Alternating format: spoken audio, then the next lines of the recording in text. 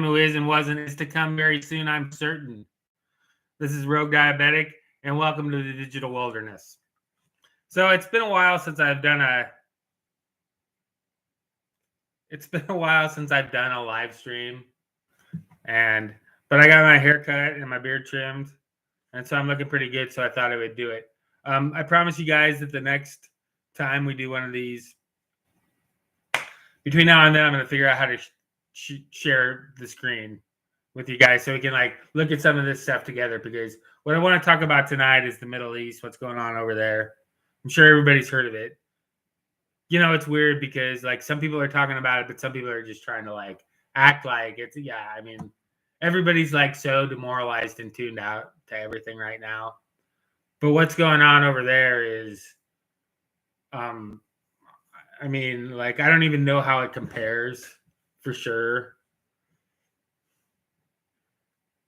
to some of the other flare-ups, because they've been in a constant state of war basically now since 1947, when Israel first launched the invasion against Palestine. They infiltrated them first with before the wars, or between the wars, between World War I and World War II. I think they were already they'd started but even between the late 1800s and the early, between the Balfour Declaration, which I want to say it was in the late 20th or the late 19th century. I'll check on that. So, but basically, that's when the Ashkenazis started to infiltrate Palestine. Okay, the Balfour Declaration was 1917. So I want to double check to make sure I got that right. Public statement issued by the British government in 1917 during the First World War, announcing its support for the creation of a state of Israel, is what I'm assuming is the rest of that sentence. For the establishment of a national home for the Jewish people. Okay, so I got it pretty close. And I promise when I finished that sentence, I wasn't looking at it. But so between the wars, between World War I and World War II, the Ashkenazis started to infiltrate Palestine. Okay, they started to migrate there, and the story goes that they were just they were buying land from absentee landlords. But the fact of the matter is over the next 20, 30 years, they were basically running off. They were basically stealing land from the people that were living there before. They were basically, and maybe they did buy some of the land from absentee landlords that were that was being worked and lived on by just the Palestinians, by the Palestinian people that actually lived there, and they might have been and then so it wasn't. So there was these absentee landlords that they bought this land from, but that doesn't mean that it wasn't being worked or wasn't inhabited. Okay, and then they just basically forced, between 1917 and 1947, they forced all these Palestinians off their land, and then they did this partition in 1947 after World War II, where they cut up. And this is where it would be useful to have a map for you guys, for me to be able to show you guys a map. But I'll just have to kind of explain it to you. They had there was an area of Palestine. There was the West, what they call the West Bank today. Then there was Gaza, which was twice the size, was 2 or 3 times bigger in 1947 in the original partition than it is today. Okay, but Gaza and West Bank weren't contiguous. Okay, and then there was another area that was supposed to be part of And the whole thing was that they were going to have a 2-state solution, but they cut up the Palestinian areas so they weren't contiguous. And then Israel had kind of like 3 areas like that: an area along the coast, and then an area to the north and east, and then an area to the south and west. But those areas were connected, but narrowly by a couple narrow strips of land. These 3 different, But I mean, it's like, yeah, it was like they just started cutting this up into pieces and then putting non-contiguous parts as part of one state. They were supposed to be part of one state and then part of another. And then as time went on, the Israelis just kept whittling away at what was supposed to be a Palestinian state. Now, if they were going to have 2 states in Israel, in Palestine, and what we think of like, anything from the heights to the desert, from the river to the sea. Okay, if you're gonna have you would cut it to north and south, like they did after the fall of the Solomonic Empire, because Solomon ruled was like that was like the high water mark of Israel. It was really only a united kingdom for 120 years or so, because I think David ruled for 40 and Saul had ruled for 40 before that, and then Solomon ruled for another 40. I think I would have to double check on that for sure, but it was just like 100 to between 100 and 150 years. Okay, and that was back in 1000 BC, right? And then it split. Okay, then there was an internal conflict, and it split, and the 10 northern tribes had their own king, and then the Davidic line continued in the south in Judah or in Judea, which would be southern Israel, which would include what they call Gaza today. And the southern Judeans were right, but what I'm trying to say is that's how you would split it up. You wouldn't split it the way they did it. I mean, pull up a map. Just pull up 1947 partition. Let's see.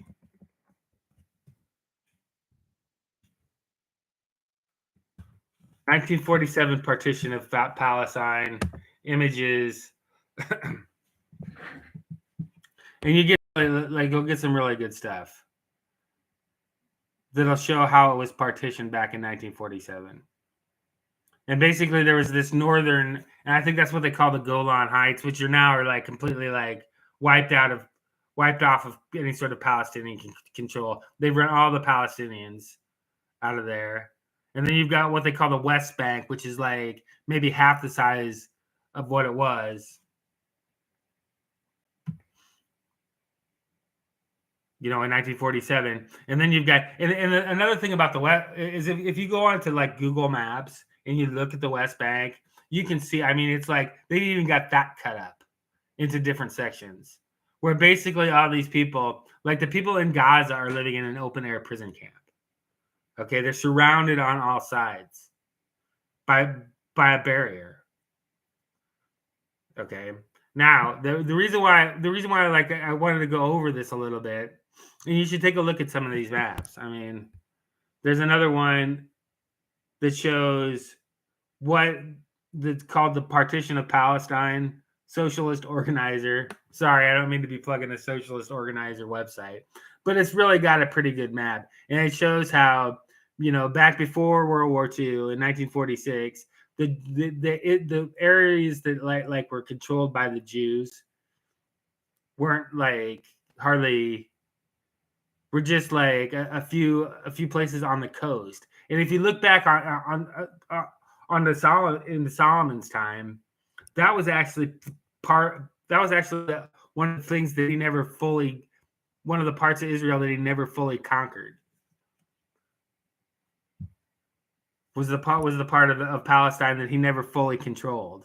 Was this strip along the northern coast, south of the Golan, but north of Gaza, right? But like 90% of it is controlled by Palestine,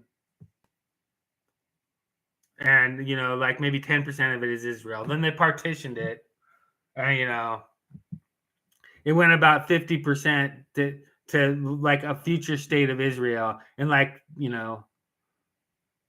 50% roughly.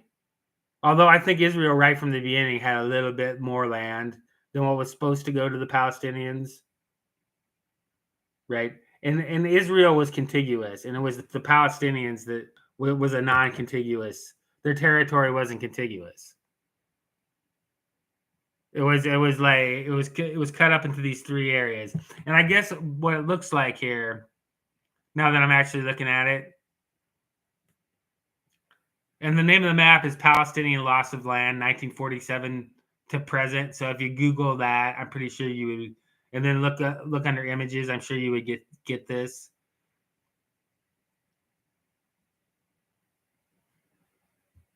Okay, there's this northern part of Israel, and it's connected to the middle part.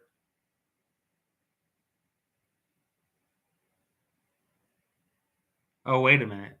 I was wrong about that. Oh no, I'm right. The northern, okay, it's basically cut up into 6 different areas. And there's the extreme northwestern part of it, and then the coastal, and then kind of like the central coastal area. And then there's this southeastern, right? And then you've got Gaza, West Bank, and Golan. We're supposed to be the Palestinian area. Okay, but even back in 1947, those 3 areas weren't contiguous. I mean, it's crazy. I don't know how anybody could have actually imagined that was going to work. That there was going to be able to have 2 states in Israel.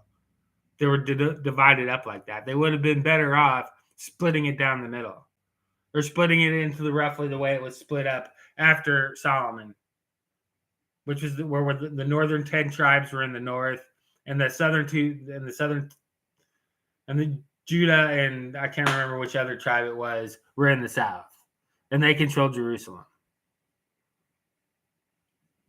So, and then it was like, and then like in Jesus' day, it was like even more of like a mess.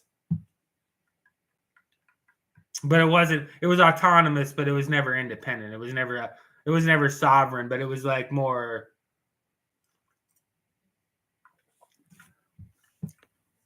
It was less cut up than it is today. But then as time went on, if you went to like 67.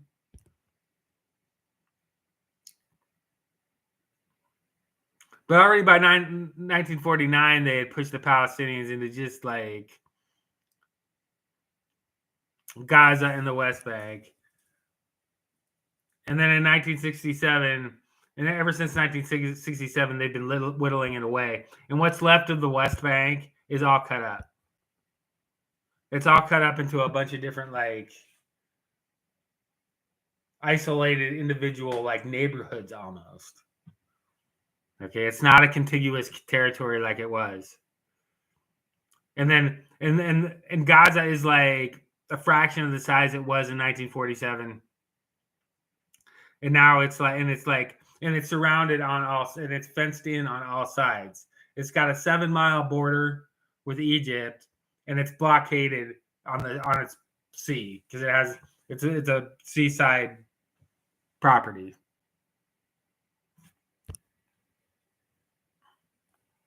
So, and like I said, the reason that I'm going through all this for you guys is because they would lead you to believe that these Hamasis are like,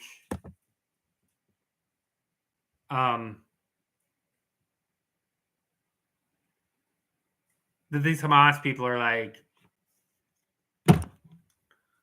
attacking Israel, and there's no way. The Gaza Strip is like 25 miles from north to south. And it's like, and then like I say, on the southern end, it's got a border with Egypt that runs about 7.5 miles. So you've got all these people crammed into this tiny area.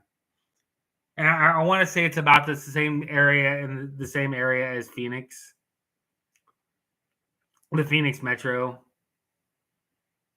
And we're supposed to believe that they were somehow able to attack out of this, that Hamas was able to get weapons in there, for one thing, from Iran, which you have to cross like 3 countries to get from Iran. Would have had to bring these weapons through Iraq and Jordan for them to get them into Iraq, Jordan, Israel, and then into, or Iraq, Jordan, and then across, and then there's like in Egypt, and then it's just no way. There's no way that Hamas could have had those weapons unless the Israelis wanted them to have the weapons, unless the Israelis allowed those weapons through. So I don't know. I actually know if there were any attacks on the Israelis. I kind of don't think there were, but there might have been. But even if you accept the numbers that they're saying, you're talking about like 1,400 Israeli. Their official count is that Hamas inflicted 1,400 casualties on the Israelis, most of them civilian, right? And now it's like, last I heard, the Palestinians are like 7,000 dead Palestinians, most of them civilians, and probably like half of them women and children. I mean, so even if you accept those numbers, that's retarded. That there's nothing that, like, there's no way that Hamas could have perpetrated that unless they had like help from Israel. Unless that was cool, they were coordinating with Israel. So anyway, you guys, I got dinner on, so like, share, subscribe, click the notification bell. I'll probably come back on a little bit later. So I'm out.